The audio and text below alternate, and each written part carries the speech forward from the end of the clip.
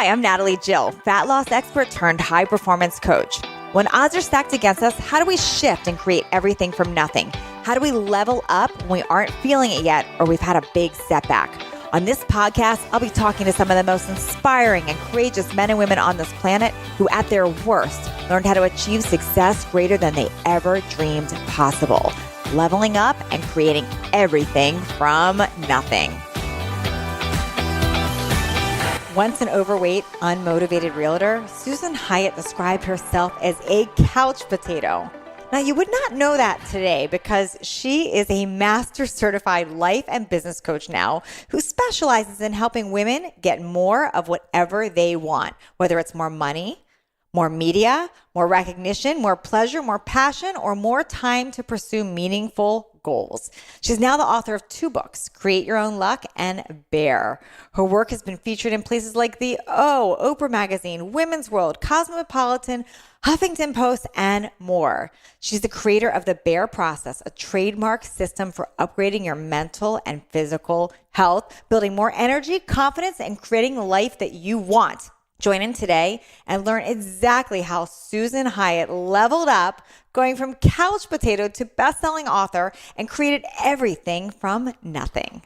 Today on Leveling Up, I've got Susan Hyatt, author and life coach, and I'm excited to talk to you today because she's got her new book out, Bear, which I just started getting a sneak peek at, and it's amazing. So thanks for being here. I cannot wait to talk with you and introduce you to my audience today. Oh my gosh, thank you so much. I'm so stoked to be here. I'm such a fan, and I can't wait to dive in. Thank you. So I'm gonna jump right in because first of all, the cover of your new book, Bear, is telling us a lot about what we think it might be about, but that's not necessarily what's in it. So I want to know, I have so many questions for you, but for starters, tell us who you were before this book even came to fruition. Like, who were you before? Because looking at what your expertise is now and knowing your story from before, they're not the same. So take us back. Who were you before? So before I became a coach, so I'm about to celebrate my 12th year anniversary as a life coach. I was a burnt out residential real estate agent who was swinging through McDonald's and Taco Bell 3 times a day. No exaggeration.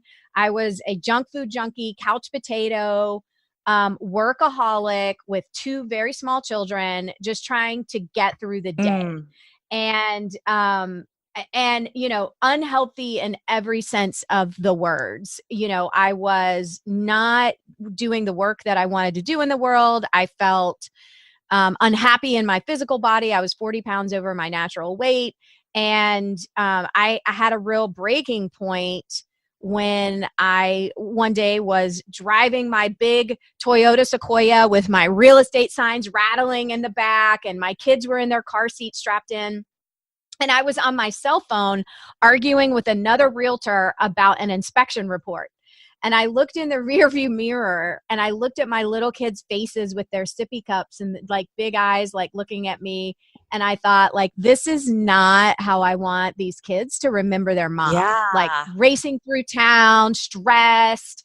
Oh my God, you just described like half of my life and everybody listening probably. I know. I was for sure that mom that would hit the snooze button 6, 7 times. And then I was racing around the house trying to get everybody out of the house on time. And, you know, I would go to pack their lunches and we wouldn't have anything but like dried up mini carrots. And you know, here's your Cheerio sandwich today. Right. I was a hot mess. And then I started reading and devouring self-help. Okay, so wait, back before you jump there, because I'm like, this is so, I'm totally picturing this because this is so many women, and this was definitely me at one point. Like, did you know, I knew you were chaos and you knew that it was not, it was like this mess, right? But did you know you were being unhealthy? Like, did you think of that as like, I'm hurting my health right now? I knew that fast food was not healthy.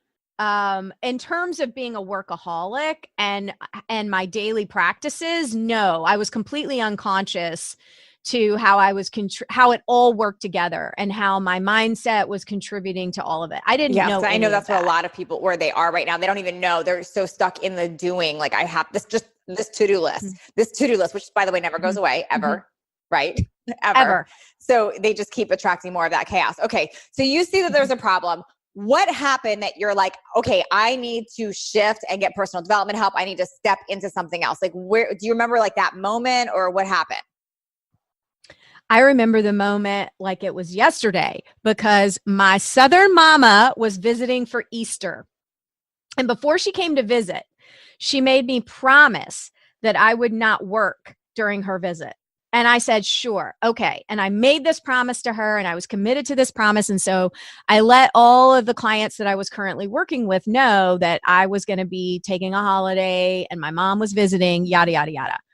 Well, I forgot about these out of town clients that they lived out of town. I didn't expect them to be in town over the Easter holiday. I had shown them 1,000,001 houses, and then they just popped up into town because they had a holiday because of Easter. And they sent me a voicemail and basically said, hey, we want to put an offer in on, whatever, 123 Happy Street. We had an Easter holiday vacation and just thought we'd come into town and buy this house. Now, it was the biggest real estate transaction of my career. I can imagine. Like, I'm already jumping out of my seat, because that's an addiction of like, oh, gotta do it. It's urgent. I know, I gotta do it. And I did. I was really conflicted and mad about it, but I went and I sold that house on Easter Sunday. And when I came home, I was happy that I wrote the offer. I was excited about the money, but I knew I had disappointed my family. And my mom in the kitchen, she was like, who are you? Like, this is not my daughter. Like, you're not happy. All you do is work. And I remember I broke down into tears, and she said, why don't I stay with the kids for a couple of days and you go do something for you? Like, you've lost yourself. You just need to go have fun. And I remember this is the moment I knew there was a problem. Here's my mother offering to keep my kids for a couple of days. And the only thing that I could think of that I would do was get caught up on laundry or go grocery shopping by myself. And you know what? I feel like a lot of women listening can completely relate to this. So I get it. Yeah. I mean, it was like, oh, I could go to Target all alone, or I could get everything caught up around here before I go to Target alone. Right. I could take a shower. And so I was just like, something has got to change because this is bananas. And that, honestly, I credit that moment for the real turning point in my life, when I remember I went to Barnes and Noble. And I was looking for a book like that old classic, What Color Is Your Parachute? Yeah, remember that book? Totally. I had that book to figure out my job, I remember. So right. I was like, I need like something like that. And what I ended up buying was Dr. Martha Beck's Finding Your Own North Star, which I still consider one of the best self-help books ever written. And I started actually doing the exercises in the book, and my life started to get better. Wow. And I became obsessed with her and saw that she trained people to do what she did. And I'll never forget, I told my husband, I said, I think I'm going to go to Arizona and train to be a life coach. And he was like, what are you saying? What is a life? Because 12 years ago in Southern Indiana, no one knew what a life coach was. Nor were you acting like a life coach with the chaos you had. So what he had seen before. No. Well, I will say, he was noticing, everyone was noticing changes, and I couldn't stop talking about this book. I was very much like, well, Martha Beck says, and I was like an evangelist for this book and for my thought work. I learned, I felt like I had won the lottery when I learned, like, wait, what I'm thinking might not be true if it's causing me pain, and I can change my mindset. What? Yeah, that's incredible. I love that she resonated with you, because I feel like, we find what we're thinking about. So when you're thinking about chaos all the time, we just find more chaos. But when you stopped and took some time to actually learn, whether it's Martha Beck or whoever, and you started applying, it's like, then you start finding more of that. And it's amazing how that's just so contagious. Absolutely. And I started following Eckhart Tolle and Byron Katie. It was this domino effect of positivity that was happening. I still had a long way to go, don't get me wrong. But I remember when I talked to a member of her team about the training, I just knew. I just knew in my bones I had to go. And my husband was like, I don't understand even what coaching is and how you think that's going to replace your real estate income. And I was like, I don't know, but I'm going. And that changed the trajectory of my entire life. I hope everyone just heard that, because this is a theme with guests that I have, that people get clear on their purpose and their vision and what they want to create, and they don't know how. And it doesn't matter. Right. They just put that energy behind it and it happens. Right. I mean, I honestly had no idea. I remember I went to the training, and the training back then was 5 days in person. We were all crammed into a hotel suite with Martha Beck. And I sat on the edge of my chair. I didn't even take bathroom breaks. I was so consumed and enthralled with it. And on the plane ride home, I wrote my business plan on the back of a Delta napkin. I love it. And I came home and I was like, this is It's on. happening. And my husband was like, oh, dear God. I mean, everybody around me was like, she's lost it. Oh, my God. And within 90 days, I closed out my real estate practice and was full-time coaching. It's incredible. I want everyone to really grasp this, because it's, once you're on to the right thing for the right reasons, it's like nothing will get in your way. I mean, it really won't. And I think so many times we get so stuck on the how, like, how's it going to happen? How's it going to happen? And that we don't even like let ourselves dream and go for that passion. But I love this. And this is what makes you the perfect life coach, is you literally lived this. You watched your life turn around. You had a front row seat to your life turning around. And now you're coaching and teaching others how to do that. Absolutely. And for me, it's I have such a fire in the belly about it, because I'm like, listen, I was that woman crying under her desk in her office. I was that woman who was like, please give me a sign.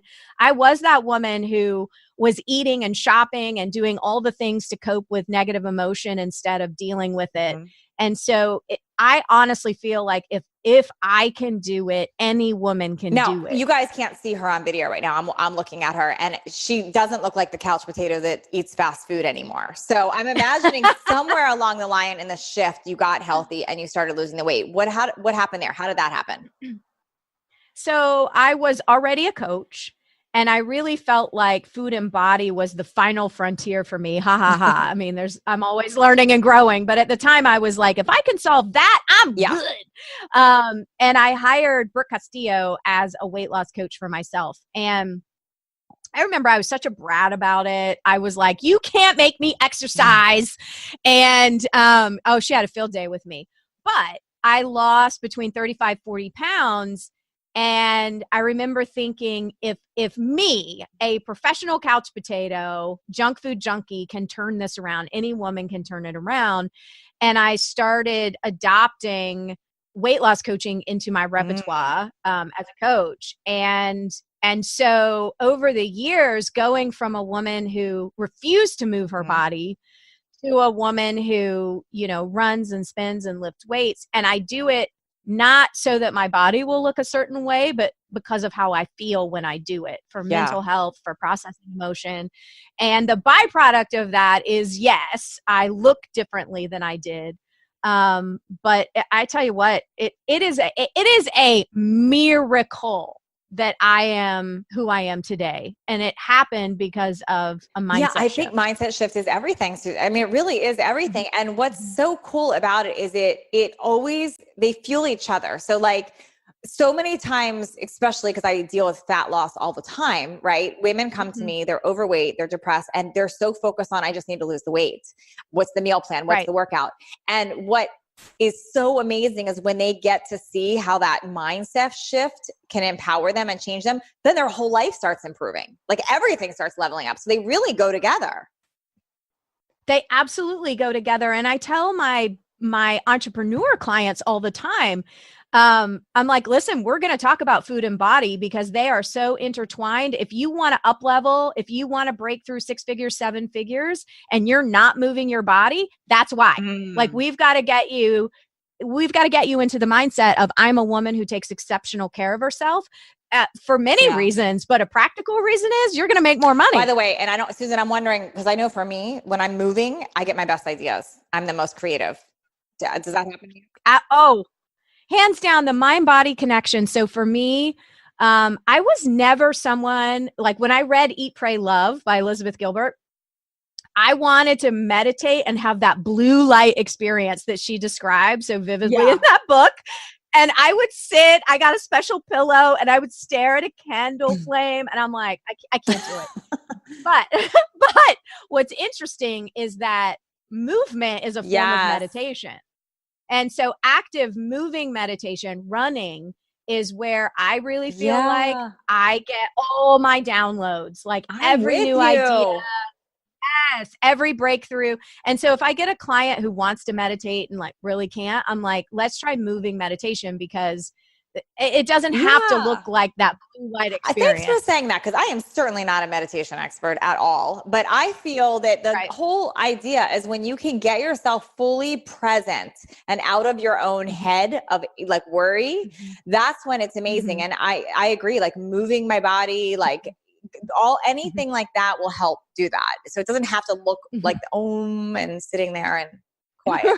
Right. You're not doing it wrong. I mean, you're not doing it wrong. And honestly, women who are in business and women who are running their households, movement, drop the transaction, like body, I will move you if you look a certain way, and start thinking of it as this is practical. Yeah. This is going to help me have the energy to do what I need to do for these kids in this business. And this is also going to give me my best ideas. And I'm telling you, if you're feeling stuck in your life, it's probably because you're not moving. Okay. So someone's listening right now and they're like, okay, I hear you. I am the chaos. I am looking back at my kids going, oh my gosh, I'm multitasking and this isn't good. I am eating the fast food, whatever.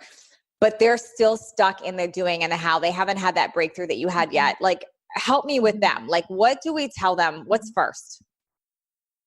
I think the first thing to do, and it's really the first step of the BEAR process, is do what I call an environmental detox or assess your environmental diet, meaning you're going to be an investigative reporter for about a week in your life, and you're going to pay attention to what is coming at you through all of your senses other than just your food. So what are you watching? What are you listening to? What are you paying attention to on social media? What kinds of conversations are you entertaining in your life? And pay attention to, like, are you on default or are you curating your environment and what's coming at you through all your senses in a way that's supportive and uplifting? Honest to God, most women are just tolerating such nonsense at the office and in their families and in the community that when they start to take their power back and they start to say, you know what, kids, you're not choosing the music on the ride home from school because I don't like it. And guess what? I'm not going to have that violent TV show on right before bedtime. And also, I'm going to speak up at the staff meeting. Those things start to have an impact on your energy level. Are you in my head right now? Like that, my daughter, she's off the music. I'm just kidding. Oh my God. I'm telling you what, like I used to let my kids, and I know all you moms out there are listening and saying, well, Kids Bop isn't so bad or whatever, middle school rap, whatever they're listening to. Listen, you have to protect your energy. And you're feeling depleted for many reasons, probably. This is an easy way to get some of your energy back.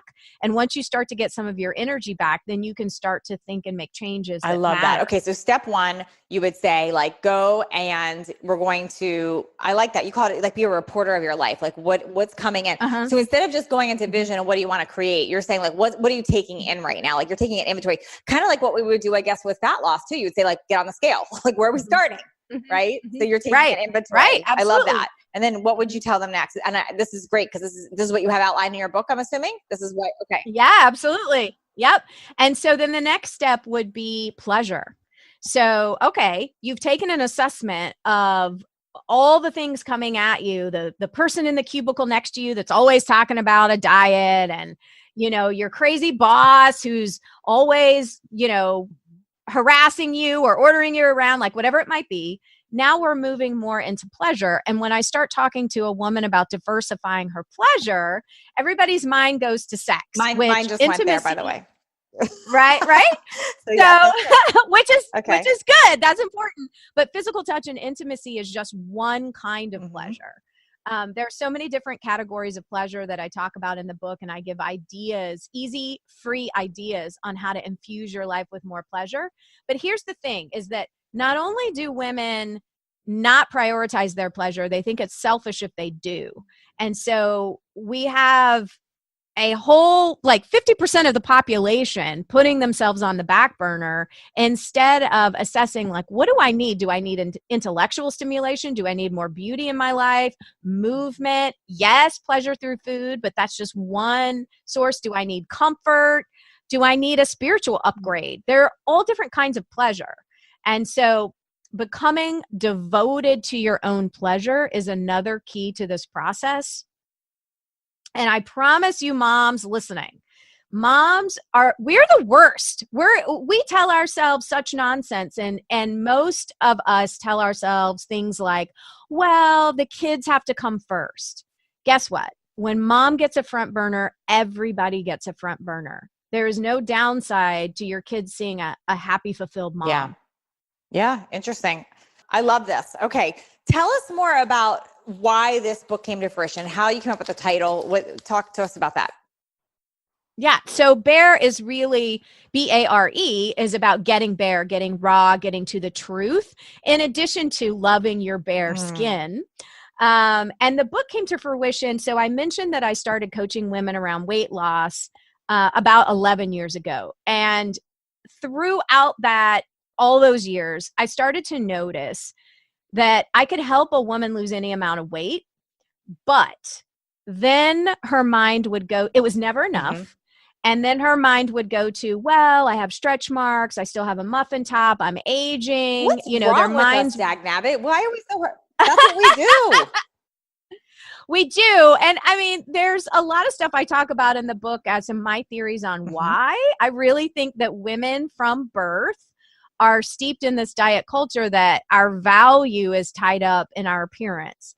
And depending on what the cultural beauty norms are, it's an ever-moving shell game as to what's popular at the time. 15 years ago, it was get a boob job and have no butt. Now it's don't get a boob job and have the big butt. Like what? It's like exactly. Whatever. It changes constantly. I mean, I remember the skinny being in, and now it's the curvy. Like you're never gonna please what society is viewing. Exactly. And you're so right. I mean, remember Kate Moss and like heroin chic, like so skinny. And then now we have the Kardashians, Nicki Minaj, Cardi B, which I celebrate all bodies. But if we're trying to like conform and contort ourselves to fit an industry standard, we're always going to be losing. Because what was attractive in the 80s is not what's considered attractive now. It's crazy. I know. And aging as well. So I'm 45, and women are also taught, in addition to like shrink your body as much as possible, also a young body, wrinkle-free, is your commodity. And so I think women were just set up to base our worth on external appearances and then the competition in that. And that's why our minds are always seeking, like, what can I improve, or never being satisfied with how our body is appearing, which is why this work is so important to me. I have an 18-year-old daughter, and I really value how it feels to feel free in my own skin. And I want to share that with other women. But it came to be through noticing in my weight loss coaching that women were never satisfied. Yeah. And it didn't matter how much weight they had lost. It was never enough. And so I started to really pay attention to the homework assignments I was giving that had the biggest bang for the buck, if you will. And also assignments that I could get women to do where I'm a little tricky. Like, you think it's all, just like you mentioned the cover. The cover is bubblegum pink. I'm in a bubble bath. I have a glass of champagne. And she's bare. Oh, this is so, and I'm bare. I'm naked in the tub. And, but when you get in and start doing it, there's a lot of deep work that happens. And so, you know, it's deceiving, but it's impactful. No, and I want to share, like, I'm looking at Susan right now. She's not saying like, get rid of your bra and let's not ever wear makeup and let's just accept and let's go gray. And like, I mean, maybe some people do want to do that, but I'm looking at you and I'm listening to you, and what I'm hearing is that, like, it's okay, whatever you choose to do, but it's this never ending chase of like, it's not enough. That's the bigger concern. So like, love you, right. however you're deciding to age or whatever that means. Absolutely. Yeah. I mean, if your listeners go to my Instagram, for example, you're going to see me in sequins. You're going to see me half naked half the time. You're going to see me in heels. I have blonde hair. Like, I am not, it's whatever you want to do. I'm a fan of RuPaul, who says, my maker created it. Now I'm going to decorate it. Like, you adorn yourself however you feel comfortable. Correct. So this isn't about that you need to be naked or you need to go gray or there's shame in wearing makeup or even cosmetic surgery, but it's making sure that you're making those choices and adorning yourself in a way that feels empowering and free for you. Yes. Thank you for saying that. Yeah. Cause I think there is a disconnect with people think it's an extreme. Like, oh, I have to just like, I've never liked the term age gracefully, because to me, it doesn't, it's just left to be interpreted all kinds of ways. To me, I like saying age in reverse, because just get rid of the whole, what we assume is true about aging, and let's just age how you want to age. Like, if you want to, dress young, you know, my daughter makes fun of me sometimes. She says, Mom, dress like the other moms. I'm like, why? I'm going to dress like I dress. Like, this is what I wear. So. My kids used to say stuff like that too. And especially when they were in middle school. Well, my daughter's 11. So there you have it. There you go. I mean, it's like they don't want any attention directed in any which way. I remember my son asking me if I could not show up at the school in my running clothes. My daughter asks me that every day. Mom, can you pick me up not in workout clothes? Nope. Sorry. I know. I'm like, sorry. And now it's funny that now they're proud of it. You know, they're 18 and 20 now. So now they're like, you know, this is my mom, more proud of it. The middle school years are. Yeah, rocky. I'm not. She wants me in a muumuu with Birkenstocks and not, and that's fine. Well, I love it. So, okay, where can people get your book? Tell us, and where are they going to find more? And then I have a couple more quick questions for you. Sure. So there's a website for the book. It's called letsgetbare.com. And there's all the information about the book tour, the book. There's a podcast that they can listen to. And then if you want to follow me on Instagram or Facebook, it's at Susan Hyatt. And then I have two more questions for you. One is, if like the best part about your book, if like the reason people have to go get it, what are you most proud of in that book? Okay, so here's what I'm most proud of, that it's secretly, the book is a process to bring a woman home to herself, but it also is, have you heard of the term, the invisible workload of women? What does that mean? Okay. So when my kids were little, my husband and I used to always have this tit for tat of who did more. Like, I did the laundry and I cooked, and like, it's your turn to go to soccer practice. And we would bicker about those kinds of things. And a couple of years ago, okay, by the way, I do that. I'm just kidding. Listen, I am in full support of women putting their partners, spouses, and kids to work in the house, because we're doing too much, which is part of the problem. But this author, a couple of years ago, I'll send the link. Maybe we could put it in the show notes, but articulated it so beautifully that even if you have the most supportive spouse, partner, home situation where the division of labor is equal, women have an additional part-time job called the invisible workload of women, which is we do a lot of the emotional heavy lifting for the family, the community, the office. We're the keeper of all the things. Like, we know when the dog needs to be vaccinated and which sippy cup to give the kids so they don't have a fit, and all those things that can't really be accounted for, but it's this additional workload that no one gets credit for. And I feel that most women don't have the energy to take care of themselves, to do something like the Bare process, because they're not even aware that they're participating in this additional part-time job. And so I think what I'm most proud of is I think this process exposes that and helps a woman reclaim her time and power. Ooh, okay, it's a priority of mine right now to finish that book this week then, because I need to see this. This is awesome. And then my final question for you is something I ask everybody. And I know you touched a little bit on this, but I want to direct it more specifically to if somebody's listening to this right now and they're their own personal rock bottom. So maybe if you were going to go back and talk to yourself when you were in that car and you're scattered, like I've gained weight, I'm eating unhealthy, I'm not being a good mom right now. They're in their own personal rock bottom, whatever that means to them. If you were to give them a few tips that they can start applying right now to shift out of it, what would you tell them? Number one, pay attention and eavesdrop on yourself to what you're telling yourself. And anything that you're telling yourself that creates pain is a lie. It's somehow a lie. And you have to clap back to that inner mean girl. So you have to cultivate the skills to say something that serves you. And maybe it's something as simple as, I'm not sure what I'm going to do, but I'm going to figure it out. Really good. That's number one. So mindset is the key. And the number two thing I want to encourage them to do is set their alarm to get up just 5 minutes earlier. 5 minutes. 5 minutes earlier before those kids' feet hit the floor can change your life. As long as you don't hit snooze in those 5 minutes. Yeah, no hitting snooze. Get up after that 5 minutes. Awesome. Do you have a third? So listening to what you're saying.